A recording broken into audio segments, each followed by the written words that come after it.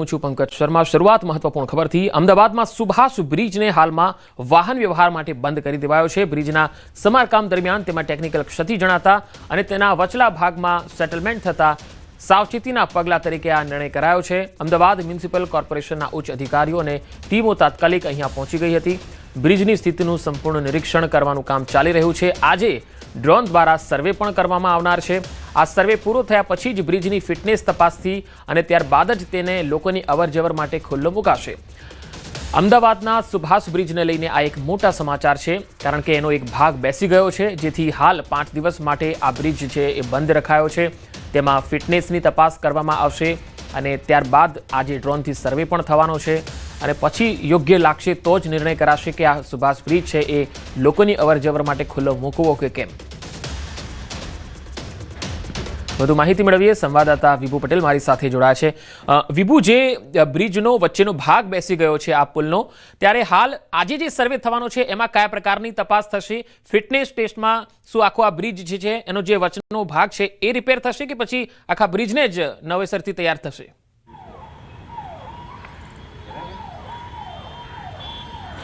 પંકજ, અમદાવાદનો જે મુખ્ય બ્રિજ કહેવાય છે સુભાષ બ્રિજ, અને ગઈ સાંજે જે બ્રિજ છે તે બ્રિજનો એક ભાગ બેસી ગયો હતો અને તેને લઈ આજે જે સુભાષ બ્રિજ છે, સુભાષ બ્રિજ બંને સાઈડથી બંધ કરી દેવામાં આવ્યા છે।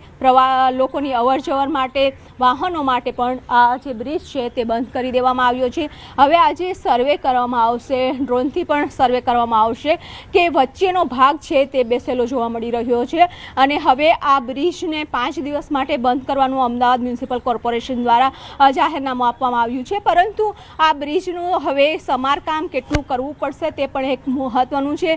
ખાસ કરીને પંકજ, હું યાદ કરાવીશ કે જ્યારે ગંભીરા બ્રિજ તૂટ્યો અને ત્યારબાદ રાજ્યભરના તમામ જે બ્રિજ છે તેનું સર્વે કરવામાં આવ્યું હતું, ચેકિંગ કરવામાં આવ્યું હતું અને એક આખો ફિટનેસ રિપોર્ટ છે તે તૈયાર કરવામાં આવ્યો હતો અને તેમાં પણ જણાવવામાં આવ્યું હતું કે આ બ્રિજનું ફિટનેસ ઓકે છે અને તેના માટે જ પછી લોકો માટે પણ ચાલુ રાખવામાં આવ્યું। સમાન અંતરે તેનું સમારકામ પણ થતું રહે છે આ બ્રિજનું, પરંતુ તેમ છતાં પણ આપ જોઈ શકો છો કે આ બ્રિજનો એક તરફનો ભાગ છે તે બેસી ગયો છે। સદનસીબ છે કે એ ભાગ તૂટ્યો નથી, જેના કારણે લોકોને પણ કોઈ મુશ્કેલી સર્જાઈ નહોતી, પરંતુ જે રીતે વાહન ચાલકો નીકળ્યા અને તેઓને પણ જાણ થઈ છે કે આ એક સાઈડનો ભાગ બેસેલો લાગે। અમદાવાદ મ્યુનિસિપલ કોર્પોરેશનની ટીમ પણ કાલે ઘટના સ્થળે પહોંચી હતી અને આ તમામ જે રિપોર્ટ છે તે હવે તૈયાર કરવામાં આવશે। તૈયાર કર્યા બાદ કેટલું સમારકામ કરવામાં આવશે, આખા બ્રિજનું સમારકામ કરશે કે પછી એક ભાગ બેસી ગયો છે તેનું જ સમારકામ કરશે, તેનો એક રિપોર્ટ તૈયાર કરવામાં આવશે અને એ રિપોર્ટ ઉપર આખી કાર્યવાહી છે, સમારકામ છે